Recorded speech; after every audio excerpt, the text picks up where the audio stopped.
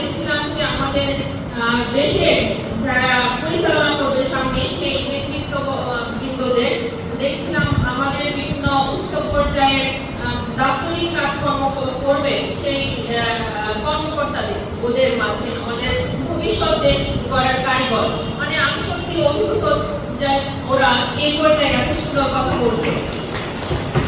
আমি আশিকুর রহমানের সূত্র ধরে বলি, ও বলেছে যে আজকের আয়োজন আজকের যে পুরস্কার এটা তাদের অনুপ্রেরণা দেবে। সত্যিই তাই, আজকের মূল আয়োজনটাকে কিন্তু শুধুমাত্র এই শিক্ষার্থীদের অনুপ্রেরণা দিয়ে আরো অনেক দূরে এগিয়ে নিয়ে যাওয়ার জন্য। আজকের শিক্ষার্থীদের পুরস্কার দেওয়া হচ্ছে, তার মানে কি একটা স্বীকৃতি, ভালো কাজের স্বীকৃতি দেওয়া হয়েছে।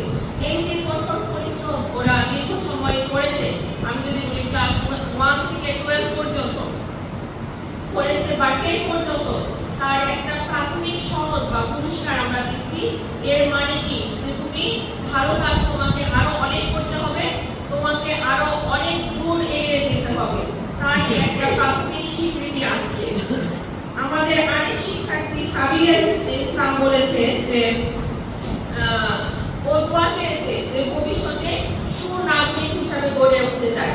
সুনাগরিক আমাদের প্রত্যেকের জীবনের লক্ষ্য কিন্তু এমনই হওয়া উচিত, দেশের সুনাগরিক হিসাবে গড়ে তোলা। আমরা প্রত্যেকে খুব মেধাবী হিসাবে জন্মগ্রহণ করি না, কিন্তু সুনাগরিক হিসাবে কিন্তু আমাদের প্রত্যেককে গড়ে তুলতেই হবে।